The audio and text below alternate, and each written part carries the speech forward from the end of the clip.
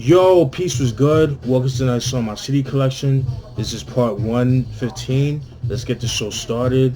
As you can see, I got a new webcam, so I'm just testing this shit out. I tested it out earlier today. So hopefully this comes out good, alright? The first CD I want to show you guys of this video is Delta Funk Homo Sapien with his fifth album, 11th Hour. This came out in 2008. The story with this album, originally it was supposed to come out in 2004. Like, it was announced in 2004, but it never came out. It got pushed back. So I think some of the songs were recorded in 2004, but it didn't come out in 2008. And then this is where the album comes about.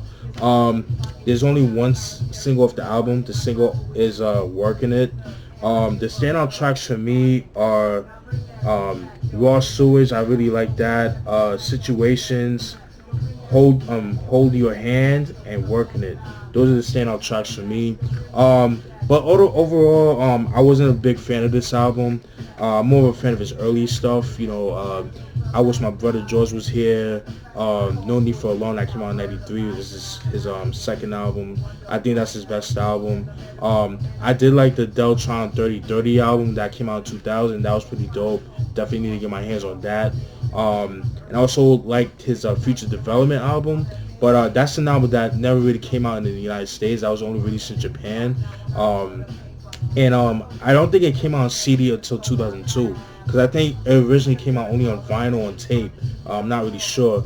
But either way, I would love to get my hands on that. But the album goes for a little bit of money. So fortunately, I don't have it. So maybe one of these days I might pick it up. But for the time being, would like to get it, but I'm not in a rush to get it. But I'll get it eventually. But this is Delta Funk Homo Sapien with his fifth album, 11th album. This was released in 2008.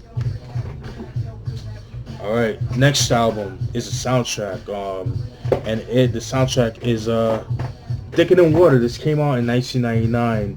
This is a very, very dope soundtrack. Unfortunately, the movie sucks. Did not like the movie at all. It's really bad. I don't know what's worse, this movie or the movie Hot Boys. The movie Hot Boys with Silk the Shocker. That was pretty bad. But the single of this album is Let It Rain, which was by Westside Connection. You guys should know who they are. I did a review on their first album. Bow Down, I did that I think like last month or some shit like that. But yeah, so Let It Rain was a single. Standout tracks for me, I would have to say LB 2000 with Technique. I like that. Live Life to the Fullest, Memphis Bleak. That was dope. Gangbang Shit, dope stuff right there. That features Road Dogg, Mac 10, Squeak Woo, and the Who Bangin' Affiliates. Thicker Than Blood by Fat Joe featuring Terror Squad. That is fucking dope. That song definitely reminds me of something that could have easily been on the first album that came out the same year. The album, Terror Squad presents the album, which is a very dope album. Love that joint. Pretty much the whole album is pretty dope. Children of the Ghetto featuring Mac 10. The song called It Sounds a Roll. The song with Children of the Ghetto, I believe they were affiliated with Mac 10, and I think one of the members of the group, I forgot his name, he was convicted with child pornography or pimping out little kid, like some crazy, like sex trafficking on little kids or some shit like that. So that guy's a piece of shit for that, you know what I mean? So it is what it is, man. But he got his justice, so I think he got like 50 years, so I think that's good enough. I think death penalty is too easy, but it is what it is. Even though I commend that kind of thing when it comes to stuff like that, but I think 50 years, or even life, but he's gonna die in jail, so there's no telling. Let's see what else. Pretty much the whole album is dope. Drug Lord by Children of the Ghetto. Partners in Crime by Mr. Mike. I showed you guys his Wicked Ways that dropped in '96. Very dope album by Swab House Records. Very dope stuff. The thing with this album, it has like a lot of it has some like weird features because it got like, it's West Coast, but then it has some East Coast stuff, which is kind of weird, but it works out, if that makes sense, but hey, it is what it is. And MMO with the song Freeze, that's the MMO I think there's a hip hop group. I think they're based out in Brooklyn. I think they were affiliated with like the likes of Buddha Monk, Old Dirty Bastard, like that side of things. But yeah, this is a pretty dope album. I really enjoyed this soundtrack. I highly recommend it. But this is a Thicker Than Water soundtrack released in 1999. Very dope.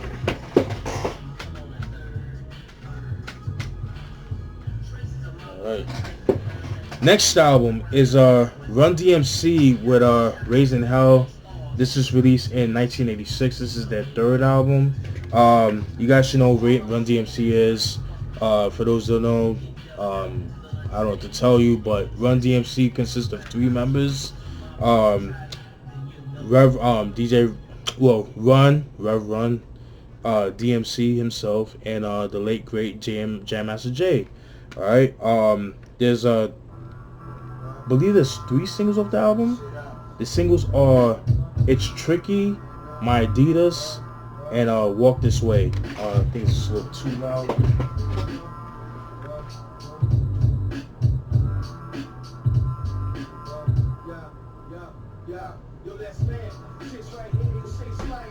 Oh man, sorry about that, fellas. Yeah, so like I was saying before, the singles off this album are It's Tricky, My Adidas, and Walk This Way, which is like the biggest single of the album. It's like the breakthrough album of the album. Oh, and You Be Illin', that was another single as well. So there's 4 singles. I'm gonna keep it a buck, man. The only songs I like from it is My Adidas and Proud to Be Black. I think those are the best songs of the album. This album was okay, but it just wasn't my favorite. It just, to me, it reminds me of like, of a License to Ill by Beastie Boys. And I'm not really a fan of their early stuff. I'm more of a fan of the latest stuff. I'm talking about Beastie Boys, like, Check Your Head and Ill Communication, the Root Down EP. And with Run DMC, I'm more of a fan of like their later albums, like Tough and Leather, which came out 2 years after this album. Back from Hell, which I know a lot of people did not like because of the some of the New Jack Swing influence the album had. But you know what? I'm like, fuck it. I think it's a great album. You know what I mean? I think it's very underrated, as well as Down with the King. I like that album. It definitely has a lot of flaws, but it's not as bad as people make it out to be. I mean, yeah, I know they had the Naughty by Nature, Onyx look to it, but I mean, if you look past it, got some dope stuff. But yeah, this album was okay. Raising Hell by Run DMC, released in 1986. I know it's blasphemy to say that, but hey, it is what is my opinion.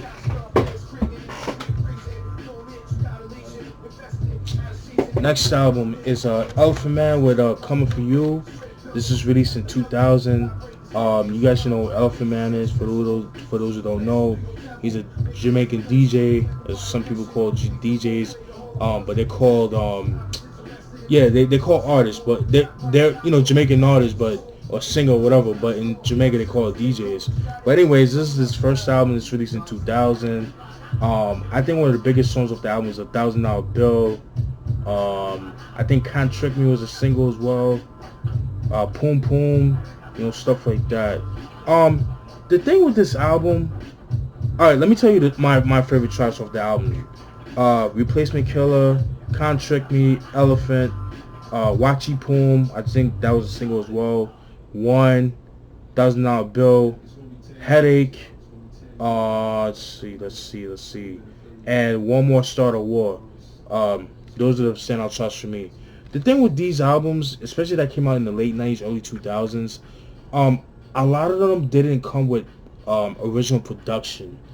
And what I mean by that is that, it's kind of like how these would be considered like street albums. You know what I mean? Kind of like how with certain street albums, they'll come out with like industry beats or from other artists. That's what they would do with this, like different rhythms. And that was very common in the late 90s, early 2000s, but kind of sucks. I think in the 90s in general. But, I just always wish... That's like one of my only gripes with a lot of like dancehall artists like from the 90s and stuff like that, because they don't have like original production. Some of them do, like most of the albums do, but there's some albums of theirs that it's just like rhythms from, different rhythms. It's like not original production. But, yeah, this is alright. This is cool. You know what I mean? If you like that late 90s, early 2000s dancehall shit, like I do, then you'll definitely enjoy this. This is Elephant Man Coming For You, released in 2000.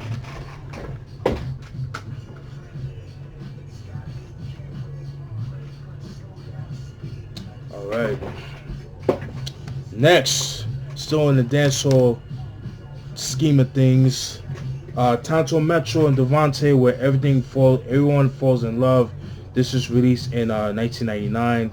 I think it originally it originally came out in 97, but I think in America it came out in I think in Jamaica it came out in 97, but here in the States it came out in 1999. I think I could be wrong about that, but yeah, you guys might not be familiar with the name. I know all my yardies, all my Caribbean people do know about them, but for all my people here in America and stuff like that, for those that don't know, they're known for a single. They have a single called "Everyone Falls in Love." Everybody knows that song. Everybody and their dog knows about that song. It goes like, "Everyone falls in love sometimes." Everybody's heard that song before. No, everybody knows that song. So, to me, the standout tracks for me, She's Gone as well as a single too. That was a big song as well. But standout tracks for me are Little Goodies, She Gone, For All Time, Goso, Fake Name. I love Fake Name. That shit is fire. Girls Ready, Love You Forever, If I Hold You, and Know Your Friends. Those are the standout tracks for me. Pretty dope album. Like I said, if you like that late 90s dancehall shit like I do, that I grew up listening to, then you definitely enjoy this joint right here. So this is Tanto, Metro, and Devonte, Everyone Falls in Love. This is released in 1999. Very dope shit right here. Still in the dancehall side of things, last one of it is Beanie Man with The Doctor. This was released in 1999. Not sure what number album it is because he has so much albums, it's hard to keep up. But this came out in 1999. Really enjoyed this album. You know, this was pretty dope. This was decent, you know what I mean? The singles off this album are Bookshelf, which was big back in the day, Tell Me Remix, Battery Dolly, Stress Y'all, no, I'm sorry, Battery and Battery Dolly. Those are the singles off the album. Standout tracks for me is Badman Not Flee. Badman Not Flee. Let's see what else. Tell Me Remix and Protect Me. Those are the standout tracks for me. This album was okay. It's not one of his best albums. I'm more of a fan of his earlier albums, like the Blessed album that came out in 95, Defended that came out in 94, This For Uno For Here that came out in 94. The Maestro album was just like my favorite album from his. That was actually my introduction to Beenie Man around that time, like back in like 96, 97. But yeah, that album Maestro was really, really big back in the day. Man Moves with Moses, that was pretty dope too. But glad I own this joint right here. This is The Doctor by Beanie Man, released in 1999. Next album is Mash Out Posse by M.O.P. This is released in 2004. This is more like a rap, rock, hip-hop album. Yeah, rap, rock album, you know what I mean? It's pretty much, you know, them rapping over like some cover songs of some of their songs from previous albums, and like some exclusive joints that they're rapping over, like, you know, like rock beats and stuff like that. Standout tracks for me are Conquerors, Fire, Stand Up, Stress Y'all, It's That Simple, and Get the Fuck Out of Here. Those are the standout tracks for me. Not their best stuff, you know what I mean? I'm a fan of their first 4 albums. To the Death, what's that? Firing Squad, First Family for Life was, I think, very underrated, and the Warriors album that came out in 2000 that everybody knows and everybody and their dog knows about it. But it's good to have. I got it for cheap. It was $2.99, so like fuck it, let me pick it up. But yeah, this is Mash Out Posse by M.O.P, released in 2004. So got a couple more. Then we got glad I got this joint. Journalist with Scribes of Life. This is released in 2002. You guys might not know who Journalist is, but Journalist, he's an MC from Philly, Pennsylvania, Philadelphia, Pennsylvania. He's known for his affiliation with Canibus. You guys might not know who he is, but if you guys heard Canibus' second album, 2000 BC, which stands for 2000 before Canibus, he was on the song Life Liquid. He was the first, I think he was the first to rap over it. Well, this is that same guy, Journalist. So, yeah, it came out in 2000. There's 3 singles off the album. The singles are The Way It Used to Be, Self-Explanatory, and Let's Get Up. Those are the singles off the album. Standout tracks for me is A Journey, which was the first song. It was like the intro. Extended Family featuring M.O.P. Doing It All Away, and She Want Me. Those are the standout tracks for me. This album was okay. I feel like the production could have been a lot better. Personally, it was alright. You know, it wasn't like, oh my god, let me you know, the lyrics were dope. He had some dope lyrics. It was just some of the production choices were kind of iffy. And you know, this was on the Motown Records, so you know, go figure, right? Yeah, this was decent. You know, the executive producers by Charles Suit. Charles Suit, you guys know his affiliation with the Lost Boys, so that connection and stuff like that. But this was a decent album. It wasn't his best stuff. I feel like it could have been a lot better. I kind of feel like with this album, he was trying to go a little bit more commercial, but I don't think it was his fault. I think it was more Motown's. I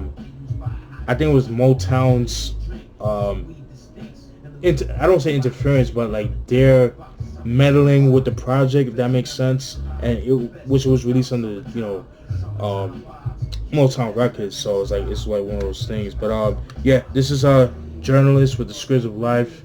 This was released in 2002. This is out of print too. And speaking of Canibus, here's his album. I think this is his 4th album. Yeah, his 4th album. Mic Club, The Curriculum, released in 2002. This album came out 1 year after the album See True Hollywood Stories, that came out in 2001.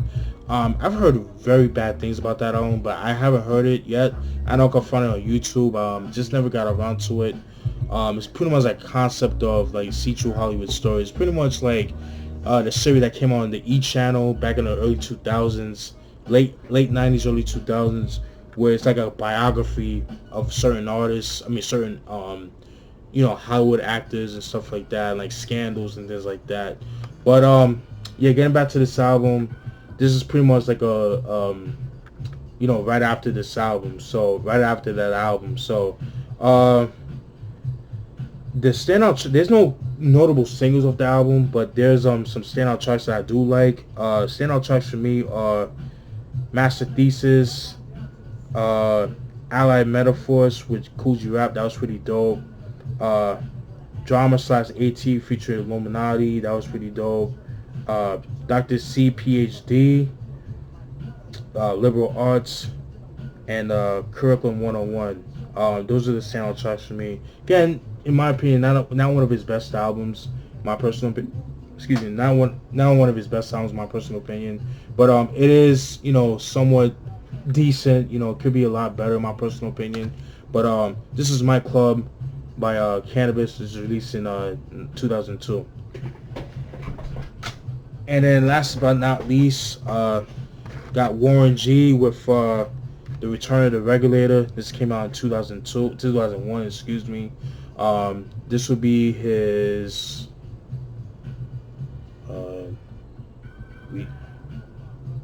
Regulate, G-Funk Era, Take a Look Behind, Around Your Shoulder, I Want It All.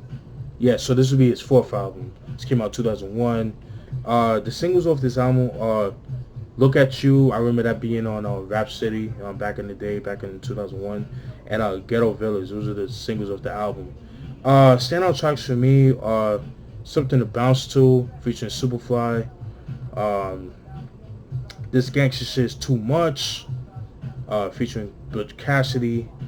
Let's see what else. Yo Sassy Ways, featuring 213, which is Warren G, Snoop Dogg, and Nate Dogg. Recipes of Nate Dogg.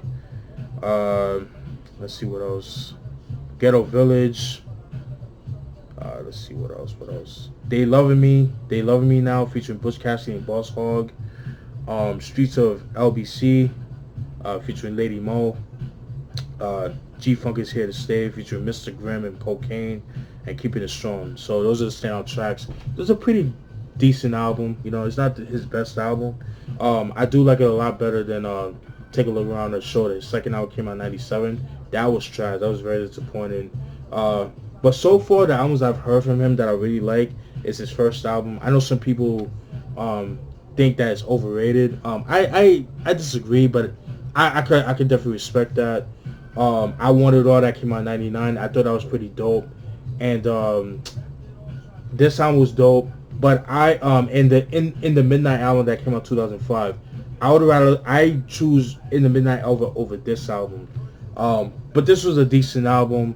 I'm glad I own it. My only gripe with this album is a little bit too much features, in my opinion. Like, the majority of the songs have features. Like, it's kind of crazy. But this is Return of the Regulator 2002 by Warren G. This is released in 2001. And that's it, folks. Hope you guys enjoyed that video. Definitely stay tuned for more. Alright, peace.